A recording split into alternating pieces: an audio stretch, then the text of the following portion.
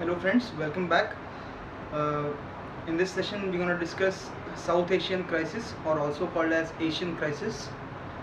In previous session we discussed about Great Depression of 1929. My name is Ninad Pandit and I am the faculty at Savarkar IAS Study Circle. This crisis is comparatively easy to understand but still have a lot of meaning and lot of terms which will drive the future economies with respect to dollar and money, which we already discussed in our module 2. So without wasting more time, let's start with the Asian crisis. As we started in the previous session, we'll be understanding about how this crisis took place, what are the reasons for this crisis to happen, and how they came out. So let's start. There are three kinds of nations in the world based on their economies. The first one, developed nations like USA, UK, Russia, Germany. The second one is developing nations like India, China, Brazil, etc. And the third one is least developed nations like various nations in African continent, Syria, Yemen, etc. So this South Asian crisis took place in the region of South Asia, that is Thailand, Indonesia, Philippines, Malaysia, and East Asia, that is Japan, and also some part of China. So we're going to understand this crisis based on these factors. Most affected nations in these crises is Thailand, Indonesia, and South Korea. Right? These nations are developing nations. Now why I am discussing this? Because developing nations always attract a lot of investment, because there is a scope of investment as these nations are developing in their format. So you investors are always trying to invest their amount or their money in these developing nations due to high scope of returns. Now to understand history of their economy, these countries, South Asian countries, were growing at a rate of 9% from 1980 to 1990, 1997, somewhere around, because this crisis took place in the year of 1997. Okay, so what do you mean by growth rate? Suppose if you understand 100 rupees was their country's GDP in the year suppose X, and if this country is growing at the rate of 9%, which means they will add up in the succeeding year 9 rupees. Alright, so next year again 9%, of 109. This is what we called as a growth rate of 9%. So they had a constant growth rate from 1890 to 1990. So investors always thought that this is an ideal place for their investment. We require one more concept to understand this crisis, that is devaluation and appreciation of currency, which we already discussed in our module 2, but we'll revise that concept quickly. These are the respective currency of these nations: Thailand baht, Indonesian rupiah, South Korean won. Okay, like Indian rupees and US dollar the same way. Alright, so we'll quickly revise the devaluation and appreciation of currency. Now as I told you last time, the amount of foreign reserves in dollar what that particular nation have with respect to the currency in circulation will be creating their value to dollar. Right? Just understand now. Suppose $100 are there in forex, we also called as foreign reserves of that particular nation, and currency in circulation is 1000 whatever baht, rupiah or one. Okay, so we'll assume baht. 1000 baht is in the market, which is printed by the Thailand government, and $100 is with them, which came by investment. When investors will come, they'll be investing in dollars. So $100 came in the form of investment. So they have $100. So when we divide 1000 with 100 will be getting 10 baht is equal to $1. Assume this is the condition 1. Second condition, now if dollar amount investment came, more investment came in Thailand, okay, so dollar became 200, dollar became $200. This is the second condition, okay. So dollar became 200, currency in circulation again 100 baht. So what will happen? 1000 divided by 200 will give us 5, which means now 5 baht is equal to $1. Now what happened? Currency appreciated or depreciated?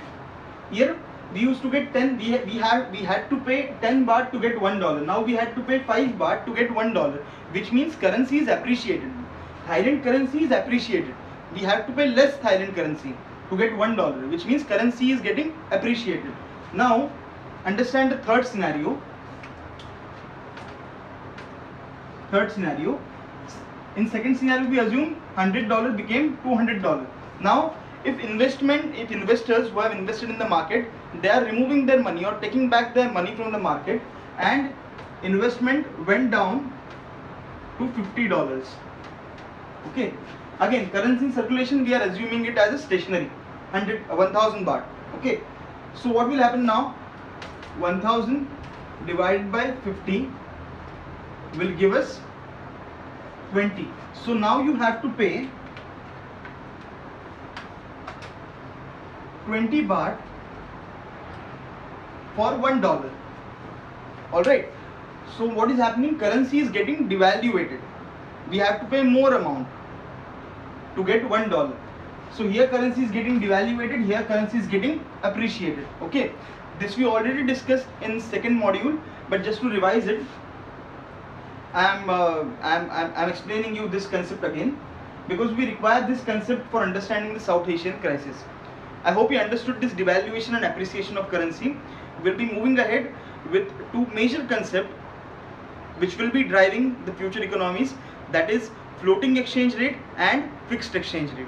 Okay, if you understand these two terminologies, that then South Asian crisis will be very easy to understand. Now floating exchange rate. Suppose in a country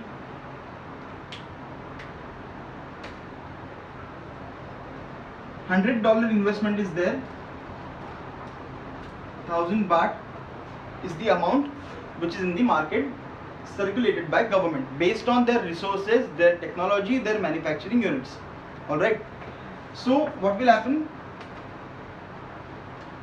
1000 divided by 100 will give us 10 baht for $1. Alright, now if more investment comes, this is the first scenario, suppose you understand. Then second one, if more investment comes, what will happen? The currency will appreciate or depreciate as we discussed previously.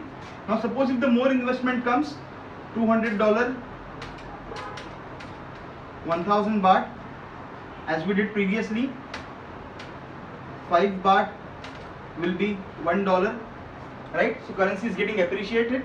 So this is what we called as a floating exchange rate, because the exchange rate is changing based on the investment.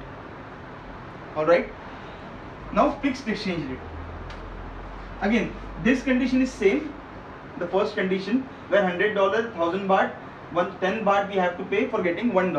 Now what will happen? Now understand the second condition. If $200 is coming, 1000 baht is there, the currency is getting appreciated, and 5 baht for $1. If country like Thailand, if they want to keep the exchange rate to 10 baht $1, then what they have to do? They have to put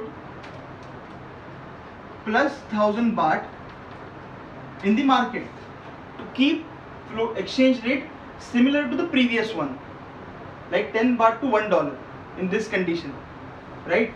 So what they will do, the currency in circulation for Thailand will become 2000 baht, and $200 came, like $100 added in the investment.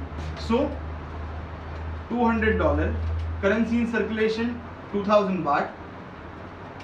So exchange rate will become 2000 divided by 200 will give us 10 baht is equal to $1, which is similar to the previous one, which is called as fixed exchange rate. Based on your investment in dollar, you will increase currency in circulation for trying to keep the exchange rate fixed as it was before. This is the basic difference between floating exchange rate and fixed exchange rate. This is where the complete crisis lies. Okay, now understand. As I told you previously, Thailand was a developing country. What will happen? The investors were trying to invest in Thailand as they were getting more and more returns. So due to which more and more investors started rushing towards Thailand. They invested most of their amount in Thailand, due to which Thailand foreign reserves, that is the dollar, that foreign reserves increased. Alright, now as these foreign reserves increase, Thailand currency have to appreciate like this way. If dollar increased, currency in circulation same, then dollar Thailand value must appreciate, right? But what Thailand did, or these South Asian nations, what they did, they floated the currency of their respective nation in the same amount as the dollar is coming in the market. Like they tried to keep the fixed exchange rate. They floated the same amount with respect to dollar and with respect to their currency into the market, so as the exchange rate will remain constant. Like how in $200 investment came, they added 1000 baht. They added 1000 baht, so as 10 baht will again become to $1. Now why they do this? Because understand, if I am the investor, I am investing in Thailand, I have invested my $100, and that dollar value, $100, if 10 baht is the value for dollar, then what will happen? I'll be getting 1000 baht, right? $100, 1000 baht when I invested. Now if more and more investment is coming, the value will be appreciating. If value will appreciate, previously I was getting for $1 10 baht, now I'll be getting for $1 5 baht. So when I invested for $100, my Thailand value was 1000 baht, but as the currency started getting appreciated, so my $100 I'll be getting 500 baht. So I'll have loss. I'll be facing loss as an investor. So to satisfy investors, Thailand started putting currency into the market. Now understand one more thing, inflation and deflation we are going to study in the later part of macroeconomics, but just to have a quick look, if Thailand government is circulating more and more money into the market, the currency exchange rate will remain fixed, no doubt.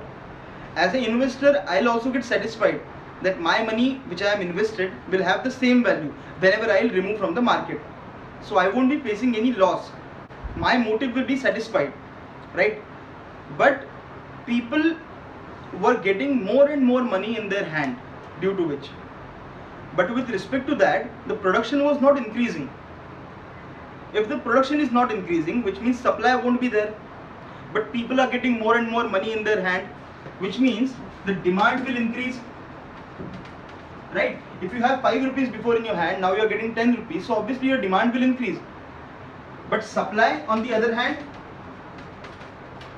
is not increasing with respect to demand. Then the inflation comes into market.